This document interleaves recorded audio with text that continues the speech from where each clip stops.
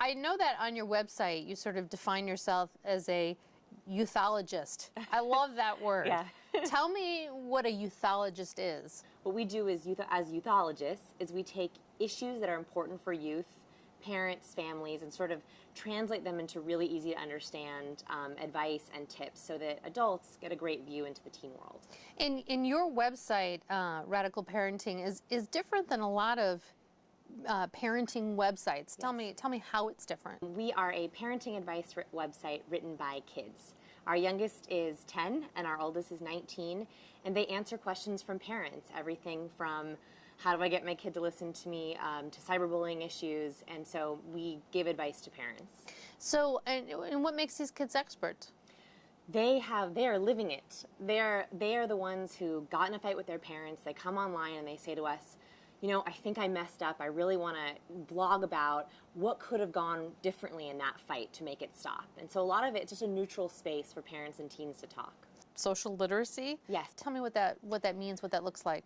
Parent-child relationship, there's a lot of nonverbal communication going on, especially when teenagers become teenagers. They talk less, but they still all have all the feelings of anger and sadness and fear. So a lot of what we do is we teach social literacy, or we teach parents and kids how to read the nonverbal, how to read each other. So when parents say to us, I can't get my child to talk to me, I don't know what's going on for them, we give them nonverbal behavior tips as well as what to say to them. So a lot of it is about reading body language. Is it too much to ask my teenage boy to actually talk to me? You can ask him. He might roll his eyes. You know, a lot of the time it's about talking schedules. So teenage boy interns, we ask them that question all the time, and they say, my mom comes to me on the way home from school or right after school. I'm exhausted. I don't want to talk to her. So we say, okay, ask your teenage boy, I want to talk to you. When is a good time for you? What's your talking schedule? They might surprise you with, you know what, don't approach me after school, but before bed, I want to talk. And one of the most frequent questions we get actually is from dads or moms with teen boy sons. Again, ask them about talking schedules. When's the best time for them to talk? And then second is understand their different facial expressions. You know, what is anger? That's very different than fear versus tired versus sad. And be transparent with them. Say, you know, I just want to learn how you're feeling so I know when to not approach you or when to approach you. Sometimes, you know, especially teenagers are so flattered that their parents are actually trying, it will soften them a little bit.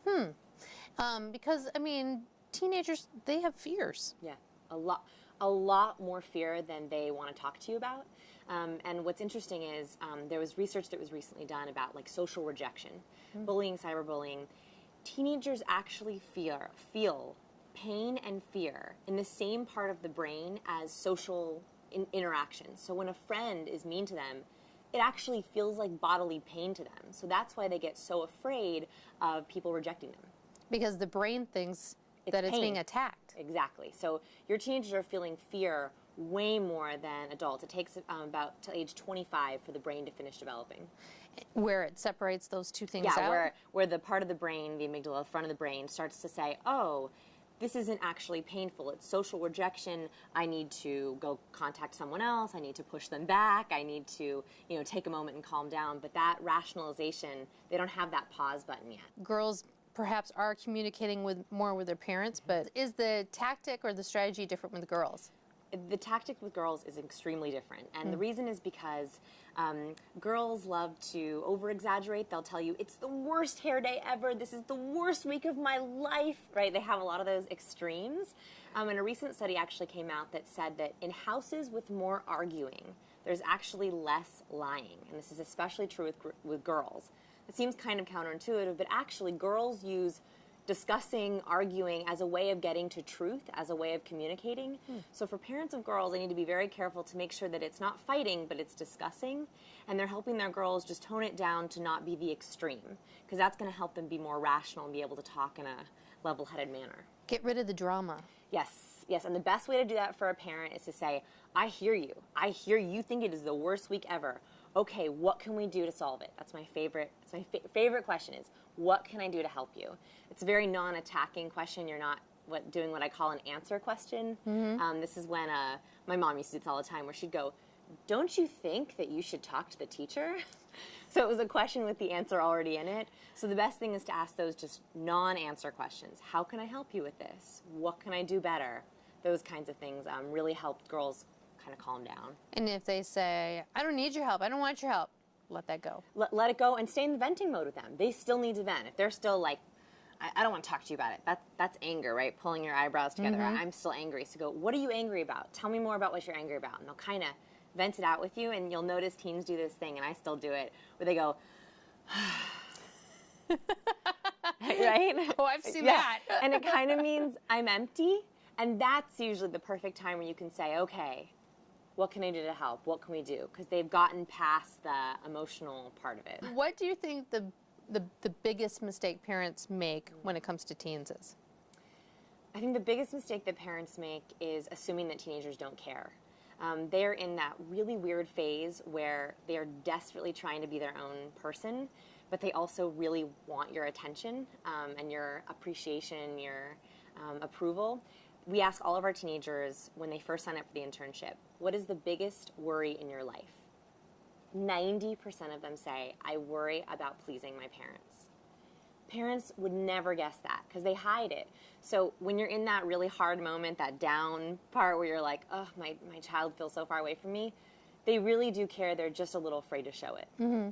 And the fact that they're worried about pleasing the parents, that's not necessarily a negative thing, right? I mean, don't we sort of need parents there to keep them on track, so to speak? Yeah, that's a good question. I think that the need for parent approval is a very fine line between I want them to approve of what I'm doing, so I'm going to do better, and I'm afraid I'm going to keep things hidden from them. That's why it's really important to just keep that open communication with them, check in with them, ask how their day was, ask how their friendships are going, because that way you're giving approval through interest as opposed to threats.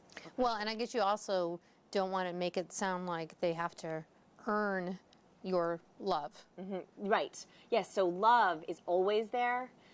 You always love your children no matter what they do, but that approval of I'm really proud of you, you're not going to be proud of your child if they get caught cheating or if they bully someone. So that's a very, I always love you, but I want to be proud of you to make good decisions. Mm-hmm. What do you think the biggest misconceptions that teens have about parents? Teenagers always tell me that they think their parents don't remember. And I think that's actually not true. Most of the parents I talk to, they say, I remember how hard it was with my parents. I'm just trying to do a better job. And so I think that, talking to your kids and saying, I know sometimes you feel like I don't remember what it was like. I know that some of the issues are the same, peer pressure and fighting, but tell me how the circumstances are different. Tell me about Facebook. Tell me about how school is today. That way you're acknowledging that there's differences, but there's still some of the same basics of when you were a child. What would you say the big key differences are, someone in my generation versus, the generation we have now? So some of the major differences between this generation and previous generations are the instantness. Everything is much faster now. The savoring capacity of teenagers, like they want to know something, they go online, they open their phone, they text, they tweet, they Facebook. It's very, very quick. And that's a huge difference where parents will say, hey, let's sit and enjoy dinner, and their child is under the table. Right? Right. Because they aren't used to doing one thing at a time and just enjoying it. So what parents can do, I always encourage keeping a basket outside the dining room, and everyone drops their cell phone in the basket before they walk in the dining room. We had that in my house. Having no electronic zones and times in the home. That helps, sort of slow down a teenager, give them some more pauses.